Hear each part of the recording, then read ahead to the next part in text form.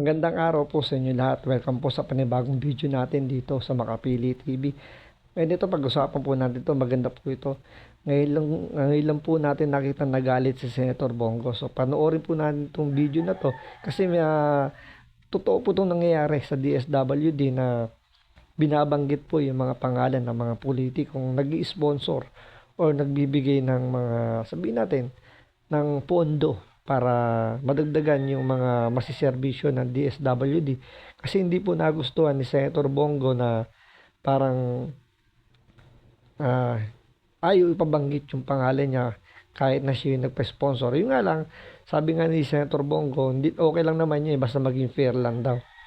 Kung hindi babanggitin yung pangalan niya, okay lang. Pero wag na rin sana bumanggit ng ibang politiko na nag-i-sponsor din. So, yun yung kinasama ng loob at ikinagalit ni Senator Bongo. So, panoorin po natin yan. Pero, kung bago ka lang sa channel na to, kung hindi ka pa nakasubscribe, palambing naman po ng konti. Pakipindot naman po yung subscribe button. At the same time, palike na rin po ng video. Wala naman pong bayad dyan. Kaya, pindot na. So, ito, panoorin po natin kung paano magalit si Senator Bongo.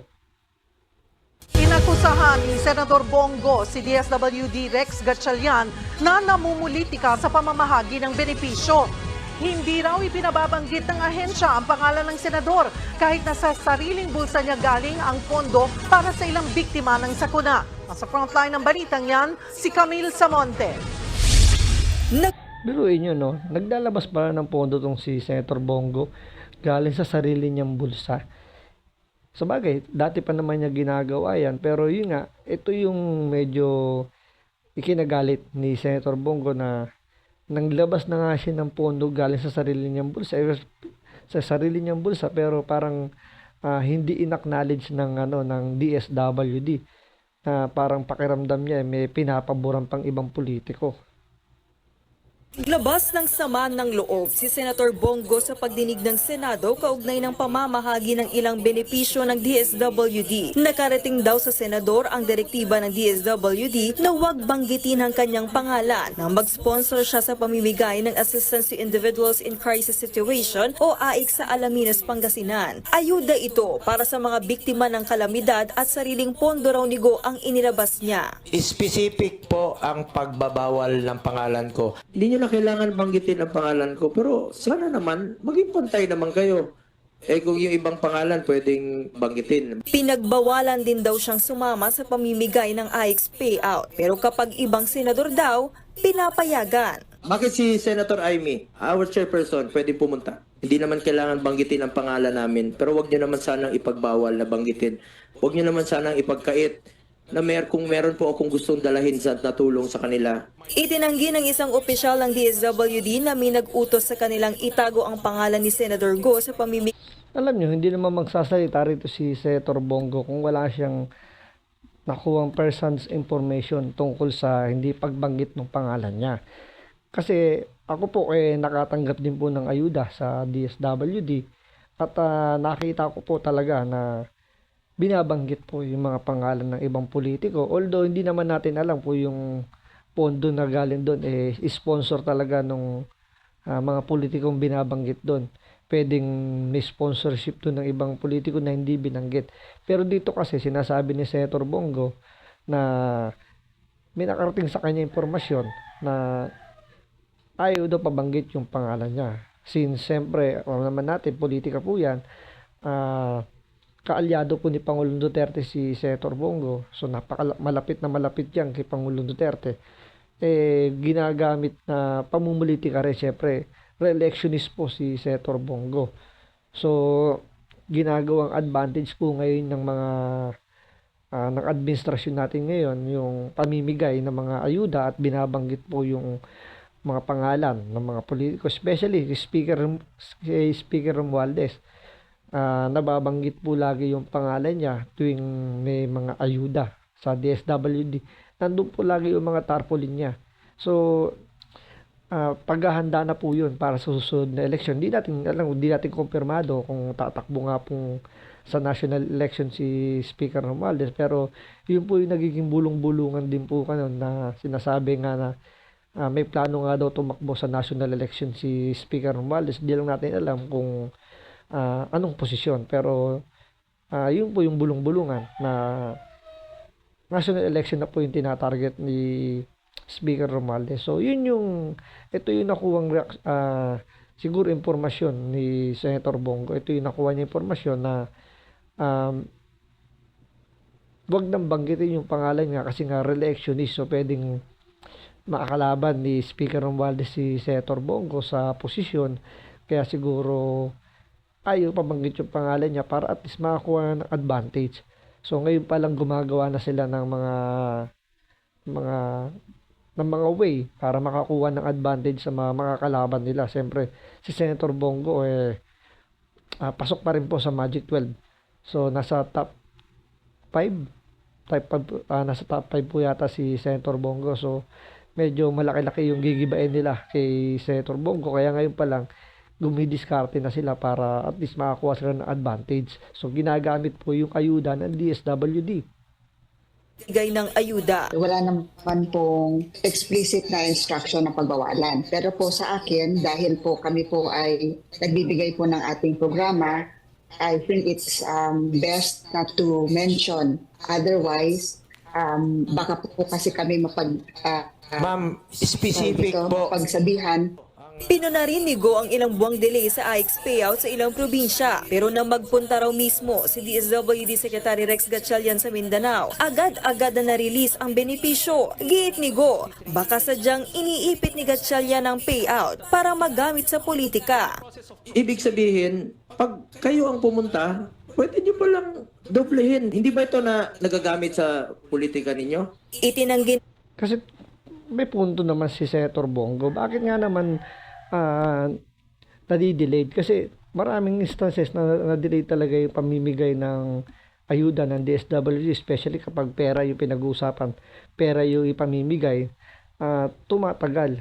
So, nagkakaroon tuloy na spekulasyon na parang pinagpaplanuhan para kung paano kakatkungin yung mga budget. Dahil nga, kung baka naka-release na yung budget, bakit hindi pa ibigay ng DSWD? So, pangalawa, ito yung nakita ni Senator Bongo na na-delay, pero nung dumating na si Secretary Gatchalian yung pumunta ron, biglang napabilis. Biglang agad na-release yung budget. So, doon pala makikita na parang yung nagagamit ka sa pamumulitika yung pagbibigay ng ayuda na pwede naman palang pabilisin yung pamimigay. Bakit kailangan pang pumunta yung secretary ng DSWD para lang ma-release yung budget? naman yan ni Gatchalian. I'm not using the office for my politics, and I categorically state that I am not running for any position this coming election. That's for the record. Kailang election? This election, I'm not running for any public office this coming election. 2025. Yes. But I'm not running for this coming election. It's a first time in 2025. 18 years. How about 2028? In 18 years. Madam Chair, I'll just direct you to Director Wenz so that he can put forth on the record the payout list. Depensa ni Gatchalian. So, etong election ngayon, hindi po tatakbo si Rex Gatchalian. So, take note po natin yan. Pero nung tinanong ni Senator Bongo sa 2028 kung tatakbo siya, hindi niya na sinagot. So, pwedeng 6 terms pa naman may 4 years term pa si Pangulong Marcos. So, may 4 na taon pa siya sa DSWD. Siguro naramdaman niya na mukhang hindi siya uubra ngayong 2025. So, ang pinag-aanda niya 2028. Kaya ang ginagawa ngayon, parang yun yung pakiramdam ni Senator Bongo na ginagamit yung pamimigay ng ayuda, yung DSWD sa pamumulitika nito ni Senator Gatchalian. Kaya nga, diba, i-take note natin, hindi niya sinagot yung 2028 election kung tatakbo siya doon. So, may posibilidad na sa 2028 siya tatakbo at hindi ngayon 2025. Kasi nga pakiramdam ni Senator Bongo na malaki yung tsansa na ginagamit nga talaga yung pamumulitika. Na ayun nga, pag ibang pangalan ng politiko, okay lang gamitin, pero pag kay Senator Bongo, hindi siya pwedeng banggitin.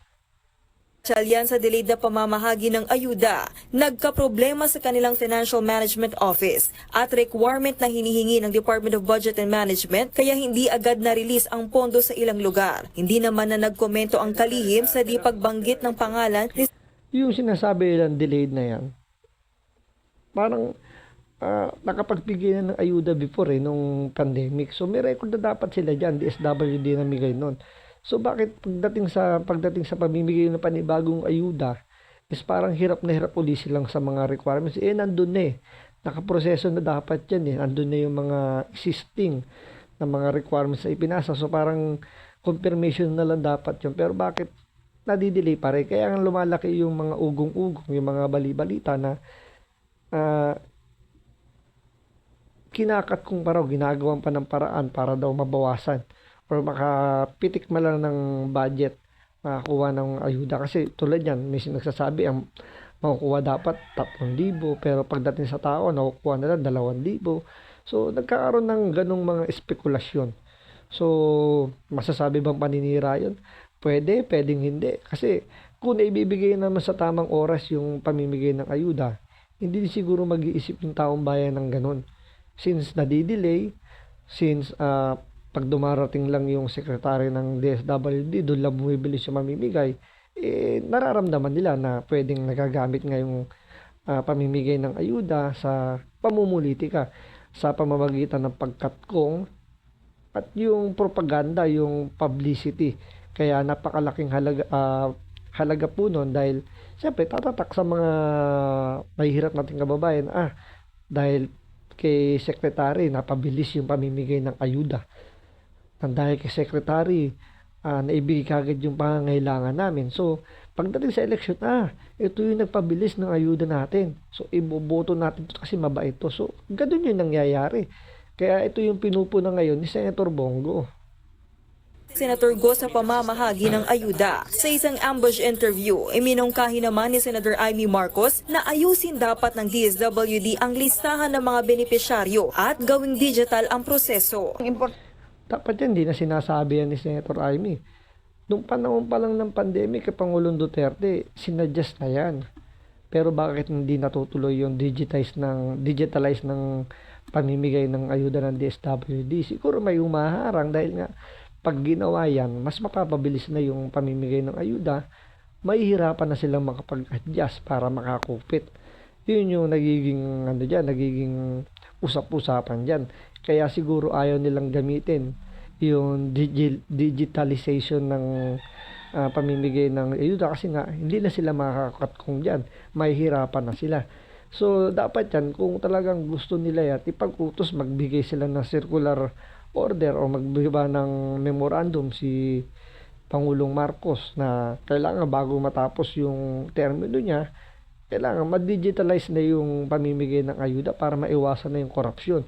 Pero kung walang direktiba na ibibigay si Pangulong Marcos, malamang sa malamang, hindi pa rin matutuloy yan. At kung hindi ipoporsyon ng mga mambabatas natin yan, walang mangyayari. Puro dadana lang yan. At gagamitin lang din nila sa pamumulitika. Importante na to kasi nagiging political issue, papasok tayo ng eleksyon, ayoko mahalo ang tulong sa tao sa pamumulitika. I-digitize na. Pero yun ang ginagamit ng mga politiko, ginagamit as advantage yan. Kung mapapansin nyo, kung kailan malapit na yung eleksyon, saka naglalabasan yung mga ayuda. So, pansinin nyo yan itong bago matapos yung taon na to, or bago mag-eleksyon, babaha ng ayuda sa DSWD. Sigurado yan. At doon makikita nyo yung mga tarpaulin, mga pangalan ng mga politiko makikisaw-saw dyan dahil gagamitin nila sa sarili nila ng pamumulitika yan.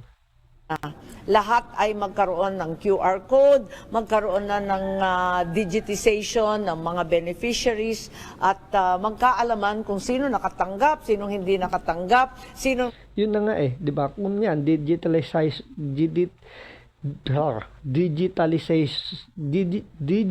na yung pamamahagi na yan. Isang pindot lang sa computer, malalaman na nila kung nabigyan ng ayuda yan, kung sino yung nabigyan. Kasi may mga picture naman yan, may mga documentation na i-scan na lang.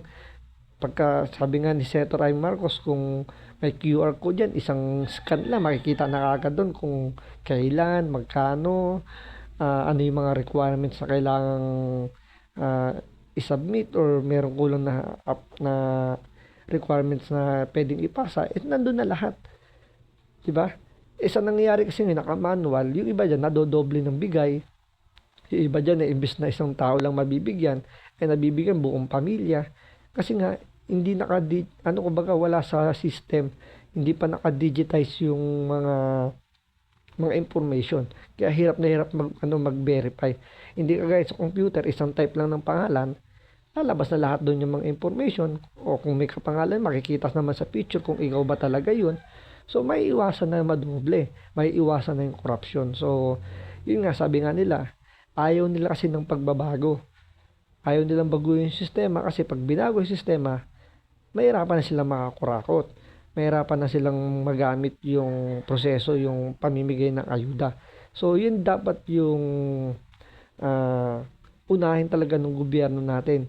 Lalo na sa DSWD na maging digitalize na yung pamimigay para mabilis na maiproseso yung mga pamimigay na ayuda. Hindi na kailangan pumunta ng sekretary ng kung sino man nakupong sekretary ng DSWD o kung anong ahensya yung mamimigay ng ayuda.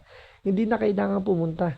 Hindi na kailangan tumagal pa. Kasi kung sa sistema pa lang, sa system, computer system, nandun na, hindi na aabot ng, kumbaga hindi na mahaluan ng pamumulitik. Ayan. Nasa lista, sino hindi qualified. Nagbabay So yun, sana i-pursue nila yung digitalization ng pamimigay ng ayuda sa DSWD para maiwasan na po yung corruption. So maraming salamat po sa panonood. Ingat po kayo lagi.